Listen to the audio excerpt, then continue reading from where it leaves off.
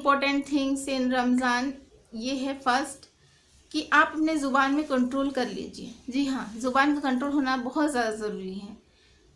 ज़ुबान में कंट्रोल होने से आप किसी से भी झगड़ा नहीं करोगे, आप किसी के लिए दिल में नफ़रत नहीं पालोगे, कीना नहीं पालोगे, आप किसी को भी दिल नहीं दुखाओगे, किसी का ठेस नहीं पहुंचाओगे। और आप जब ज़िंदा रहोगे और आप जब मर जाओगे तब भी लोग आपको अच्छी यादें जो होंगी ना उनके दिल में आपके लिए बहुत अच्छी होंगी। हर टाइम में हर किसी को अच्छी बातें आपके बारे में बताएंगे और दिल में आपके लिए दुआएं करेंगे जब आप इस दुनिया में नहीं होगे। तो सारी जो प्रॉब्लम्स फैलती हैं वो इस ज़ुबान की वजह से होती है। तो अपने ज़ुबान को साफ़ कर लें, साफ़ कर लें, साफ़ कर लें। तो ये होता है फर्स्ट। इस्लाम का जो सारा खुलासा है वो सिर्फ एक बोल में है, ज़ुबान का काबू कर लेना।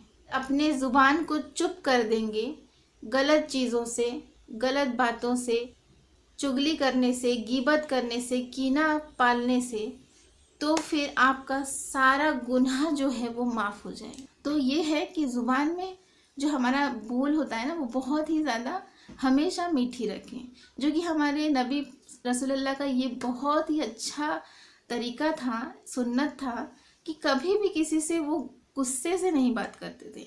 हर वक्त उनके चेहरे में एक रूहानी मुस्कान रहती थी। और मैं तो इतना अच्छा अल्फाज अभी यूज़ नहीं कर पा रही हूँ उर्दू का, तो इसलिए मतलब मैंने बहुत सारे चीज़ पढ़े हैं, सुने हैं, और मैं बहुत हर टाइम में हदीस भी सुनती रहती हूँ। तो वो हमेशा कोशिश करते थे और सहाबा से भी जिक्र करते थे कि हर वक्त खुश रहो और दूसरों को खुश रखो। तो सेकंड पॉइंट क्या आता है, हमें ज़कात देनी है। जी हाँ, जैसे कि हम देते हैं इनकम टैक्स, अपना इनकम का कुछ परसेंटेज हम दे देते हैं सरकार को, तो वैसे ही हमें ज़कात देनी पड़ती है। हमारा इस्लाम बोलता है, क्योंकि रसूलुल्लाह का सुन्नत है कि वो ज़्यादातर अपना पैसा जो है हमेशा मिस्किन में बांटते थे। वो नहीं चाहते थे कि मैं इस तरह कोई इंसान बनूं, पैगंबर में बनूं कि आदमी सोचे कि ये तो बहुत मज़े में रह गए और हमें तो इतना तकलीफ़ झेलना पड़ा। तो उन्होंने बहुत ज़्यादा तकलीफ़ झेली थी। हम तो बहुत अच्छी कंडीशन में हैं। तीसरा जो है वो है खान पान। जी हाँ, हम रमज़ान में क्या करते हैं, अब तो रमज़ान आ गई है, चलो ग्रोसरी की शॉपिंग कर लो, चलो जल्दी जल्दी हमारे सारे अच्छे अच्छे जो हमें फ्रूट्स पसंद है वो तो हम रखेंगे ही रखेंगे, प्लस हम स्क्वैशेस भी रख लेंगे और हम जूसेस भी रख लेंगे, हम पैक्ड जूसेस भी रख लेते हैं। और हम फ्राइड फूड्स जैसे कि हम बहुत सारे समोसे, बहुत सारे हमारा जो है होता है कि फ्रिज में हम रेफ्रिजरेट करके रख देते हैं और उसके बाद महीने उसे सिर्फ छाँकते हैं और खाते हैं। तो ये सारा चीज़ है ना जो मैं आपको बताना चाहती हूँ कि रमज़ान में हमें ये सब नहीं करनी चाहिए। क्यों? क्योंकि देखिए, अगर हम जो हमारा जो होता है ना कि हमें अपने गुनाह को जलाना है और हमें नेकी बटोरना है। जी हाँ, कैसे? इबादत से ना। तो अगर हम सुबह से शाम तक खाएंगे नहीं, पिएंगे नहीं, रोज़े में रहेंगे, तो हम जब रोज़ा खोलेंगे जो ठंडा ठंडा पानी हमारे पेट में जाएगा शरबत के रूप में, वो हमारे जो उस टाइम में पेट जो होता है बहुत ही ज़्यादा तेज़ ईंधन, जैसे कि गरम जो चीज़ होती है ना, उसमें अगर आप डायरेक्ट ठंडा पानी या तो ठंडा कुछ डाल दे तो क्या होता है, उसमें वेपर क्रिएट होती है, यानी कि उसमें गैस बन जाती है। तो जो धुआं उठता है उसे हम एसिडिटी कहते हैं। तो अगर हम सीवियर एसिडिटी के शिकार हो जाते हैं उस वक्त में, तो हम तरावी नहीं पढ़ पाएंगे, हम इशा का नमाज भी नहीं पढ़ पाएंगे, और अगर पढ़ेंगे भी तो फिर ध्यान नहीं होगा। और आपको पता है कि अगर ध्यान नहीं होगा तो वो नमाज कबूल नहीं होती है। क्यों? क्योंकि देखिए, नमाज जब हम अल्लाह को आगे रख के, जब उसके याद में उसके प्यार में जब हम नमाज़ पढ़ते हैं ना, तो वो नमाज़ें कबूल होती हैं, वो दुआएं कबूल होती हैं। जब हम बोलते हैं कि हमारी दुआएं कबूल नहीं होती, हम तो नमाजी हैं, नहीं। जब अगर आप नमाज के दौरान आपका दिमाग कहीं और, आपका दिल कहीं और होता है, आप नमाज में खड़े तो रहते हैं लेकिन दिमागी तौर पे नहीं रहते हैं। दिमागी तौर पे आप कुछ सोचते रहते हैं, मेरा पेट दर्द हो रहा है, मुझे अच्छा नहीं लग रहा है, मुझे नमाज़ पढ़ने का मन नहीं कर रहा है, लेकिन क्या करूँ, पढ़ लेती हूँ, मजबूरी है, नहीं छोड़ सकती। तो ये सब चीज़ तो कबूल ही नहीं होगी ना। मतलब अल्लाह ताला जानता है, 70 माफ़ से रहम वाला है, ये चीज़ याद रखिए। तो बच्चा जब तकलीफ़ में है तो वो चीज़ क्या कबूल करेगा?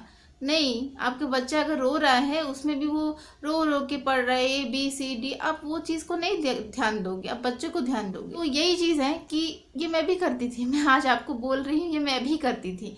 मैं हमेशा से वेट करती थी कि जैसे कि इफ्तारी का टाइम हो जाएगा, जैसे कि 6 बजे अगर इफ्तारी का टाइम है तो मैं 5:30 बजे से ही बैठ जाती थी, कब टाइम हो मैं खाऊंगी, मैं ये पीऊँगी। और मैं तो इरिटेट होकर झगड़ा भी करती थी घर वालों से, अरे आज इफ्तारी में ये क्यों नहीं है, वो शरबत क्यों नहीं बनाया, ऐसा क्यों नहीं किया, वैसा क्यों नहीं किया।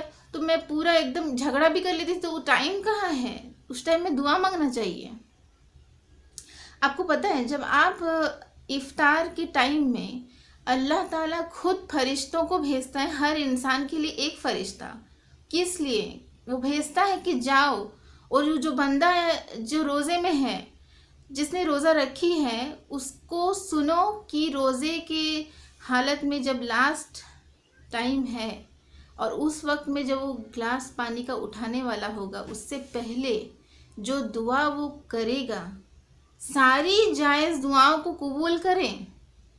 और हाँ, मैं आपको एक चीज़ और भी बोलती हूँ, कभी कभी नाजायज़ दुआ भी कबूल हो जाती हैं। सब कोई बोलते हैं कि जायज़ दुआ कबूल नहीं।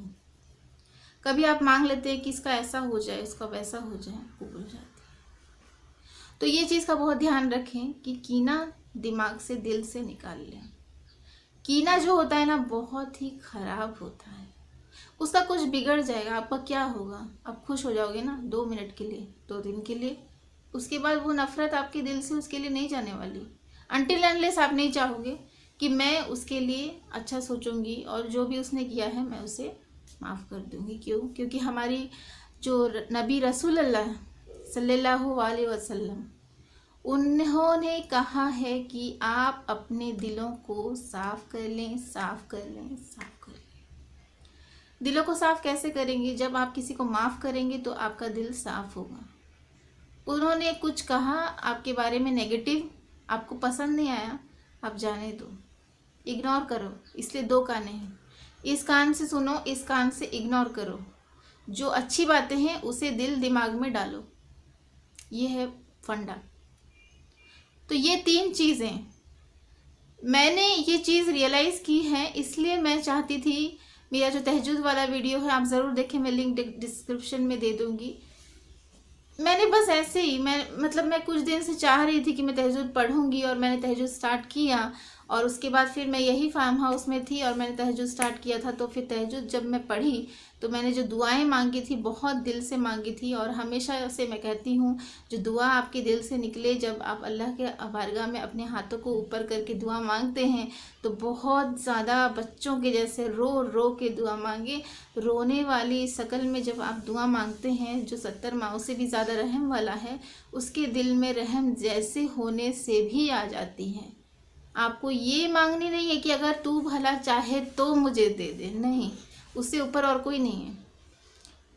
तू मुझे ये दे दे, जैसे मैं माँ को मांगती हूँ, आप माँ को मांगते, माँ मुझे खाना दे दे। अगर माँ तुझे ठीक लगे तो मुझे खाना दे दे, ऐसा थोड़ी ना आप बोलते हैं। माँ मुझे भूख लगी है, मुझे खाना दे दे। माँ मुझे पैसे चाहिए, मुझे पैसा दे दे। माँ, आप तो ऐसे ही मांगते ना, तो वो भी वही आपका 70 माओं से भी ज़्यादा रहम वाला है। तो यही चीज़, मेरा वीडियो बहुत ही ज़्यादा लेंदी हो रहा है तो आप बिल्कुल एंड तक देखिएगा। तो मैंने यही चीज़ आपको अभी बता दिया कि ये 3 चीज़ें आप रमज़ान में करिए और देखिए उसके बाद आपका ये जो 30 दिन रमज़ान का गुजर जाएगा, उसके बाद कैसा लगता है आप कमेंट में ज़रूर मुझे बताइएगा, इसी वीडियो के कमेंट्स में। तब तक के लिए आप अपना बहुत बहुत ख्याल रखिए और आप सबको हैप्पी रमज़ान हम सब की तरफ से, आयत की तरफ से, आयत के पापा की तरफ से और मेरी तरफ से।